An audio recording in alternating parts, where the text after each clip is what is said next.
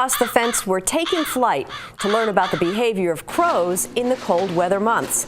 And we'll meet two Vermont food entrepreneurs making maple Sriracha. Good afternoon and thanks for joining us. I'm Judy Simpson. The common crow is seen and heard throughout our region. The birds are known to be extremely intelligent and very social. The male and female stay with the same mate year after year, but they forage in large groups known as murders. Like many bird species, they also roost in large numbers to sleep, especially in the cold weather. Across the fence's Rebecca Golland spoke with Mark Labar of Audubon, Vermont, to learn more about the American crow. Crows are fascinating, and it seems like, especially in the winter, their behavior is a little bit different. Tell me a little bit about them in general. Well, crows are very intelligent birds. They're in the corvid family, so they're in there with ravens and blue jays. In the wintertime, they use a strategy of roosting in large numbers. Sometimes they can be in the thousands, where they'll all collectively hang together. They're very social by nature, so you can often see them right at the end of the day migrating or moving towards, I guess would be, to their communal roost sites. Oftentimes these can be in the city or close to the city.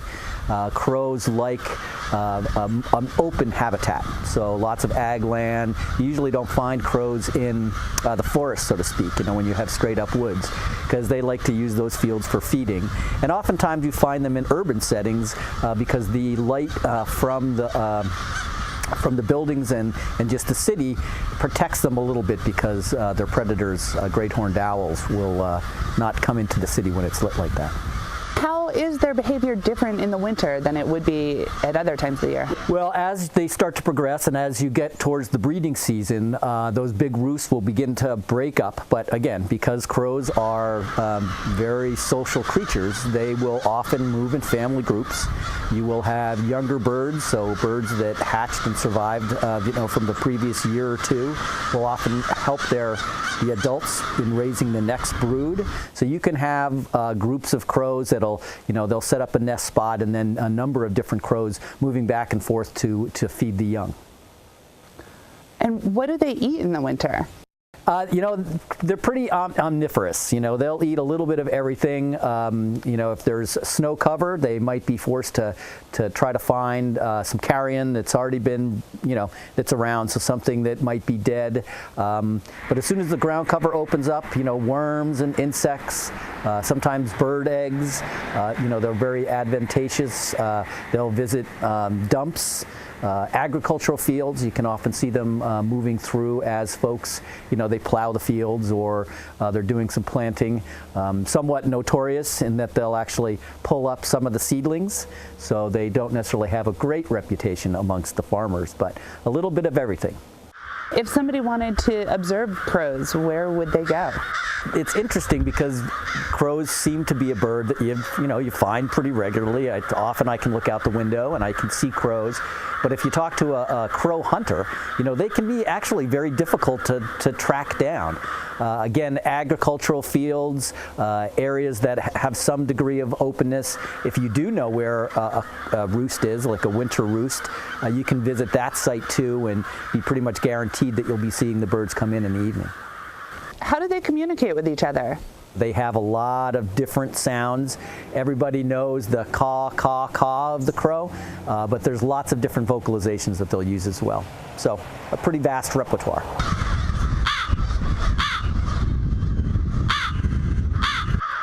What are they trying to say to each other? A lot of bird communication is just that, especially with a social creature such as the crows. So these different sounds that they make are often just individual birds staying in touch with other crows.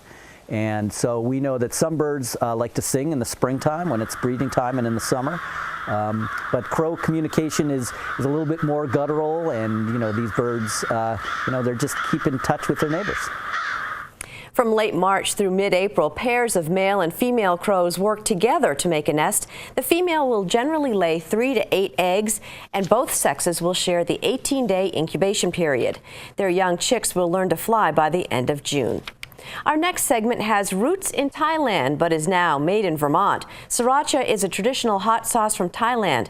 Two Vermont food entrepreneurs have developed a Vermont-specific Sriracha sauce. It's called Vermont Maple Sriracha, which of course includes pure Vermont maple syrup, along with the traditional Sriracha ingredients, such as peppers and garlic. Keith Silva tells us more about the Vermont version and the two men behind it.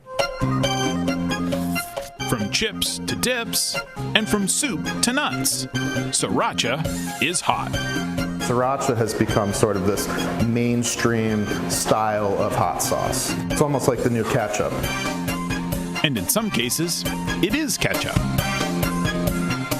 Sriracha is made from chili peppers, garlic, vinegar, sugar, and salt. Its popularity in the U.S. is due to David Tran, the founder of Huy Fong Foods. Tran, a Vietnamese immigrant, developed what's commonly called rooster sauce, the first name in stateside Sriracha. Lower those down a foot. Yeah. Jackson Whalen and his business partner, Lenny, Big Lenny Montori, run Vermont Maple Sriracha in Rutland. As the company's name states, it's a very Vermont take on the ubiquitous sauce. Our hot sauce isn't that spicy by hot sauce standards. You're not going to regret it a day later if you have Vermont Maple Sriracha. And every bottle is unique because every harvest of peppers is different.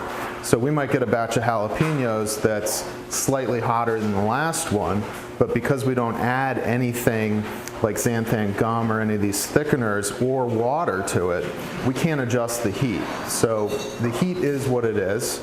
It's relatively consistent, but we have had batches at a certain point in the season where the peppers just happen to be hotter. It took Whalen and Montori 7 tries before they got the recipe to their liking. It's personal preference that guides their business decisions, for better or for worse. Everything we do here is how would we do it if we did it for ourselves. So when we first started making Sriracha, we would buy these bushels of peppers. And after a pepper gets picked, the first thing that doesn't look good on it is the stem. It starts to dry out. So traditionally, if you're manufacturing hot sauce at scale, you clean everything, but you throw the stems in with it, you grind it up, it becomes part of the sauce. When we were making this, 10 gallons at a time on Lenny's stove, we cut every stem off because that's the way we wanted it because we were going to eat it ourselves. So the same reason, that's why we kept the recipe simple, because we make it like we'd make it for ourselves.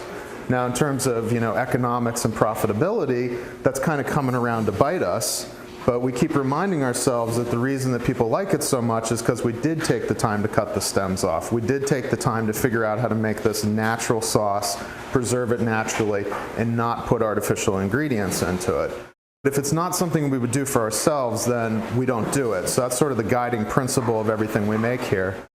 The production of Vermont Maple Sriracha has gone from being made on Big Lenny's stovetop to a nearby commercial kitchen.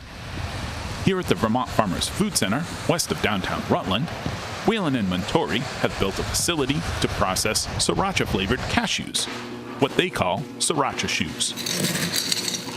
Expansion was another decision that wasn't in the business plan or done by the book. What business plan? I mean, it's really entrepreneurship by gut. Everything we've done here, we've been told was not possible and that we shouldn't try and do. So if we had paid attention to all the business books and business planning advice that we've gotten, you and I wouldn't be standing here and we wouldn't be making Sriracha shoes because we wouldn't have been able to take control over it. So we've kind of had to throw a lot of that out the window. And specialty food's a particularly brutal, low-margin business to begin with, so you have to have a little blind ambition, At $10.99 a bottle, consumers have to show a little blind faith as well. Whalen says customers tell him it's worth every penny. Yes, our hot sauce is expensive compared to other hot sauces produced at a giant, massive scale. But I think the people that appreciate it value what we put into it and are willing to keep supporting us. So we've been really encouraged that things have continued to grow. We haven't had any artificial spikes where we've crashed really hard. That's an excellent question. Why do we keep doing this? And it really is motivated by the response we get from the people who are eating it. If there's one thing to say about Vermont maple sriracha, it's not too hot, but it sure is getting hotter. In Rutland, I'm Keith Silva with Across the Fence. Well, thank you, Keith. The University of Vermont now has a permanent display that showcases the university's most accomplished faculty. Located in UVM's historic Waterman building, the display highlights faculty who've been named distinguished professors. It also recognizes endowed professorships and faculty members who have earned UVM's annual Top Teaching Award. The display was conceived and created by a UVM Associate Provost who spoke with Across the Fence's Rebecca Gollin about the contributions and commitment of UVM's most accomplished faculty. There's a new permanent display. What is it? It's a display that celebrates and commemorates the accomplishments of our outstanding faculty. And this is something that UVM has been doing for a very long time, recognizing the work of its scholars.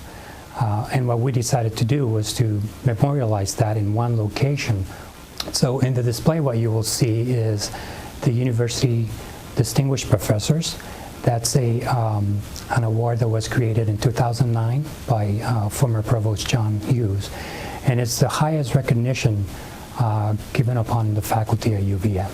You can also see in the display the names of our Krebs Maurice Award winners, and these are the teaching awards to our most outstanding teachers and pedagogical scholars. And the other part of the display are the faculty who hold endowed professorships and chairs. So these are name awards after some benefactor that recognizes faculty for their outstanding scholarship work as well as their teaching. And where is the display located? It's located on the third floor of the Waterman building, which is the main floor of the main building on campus.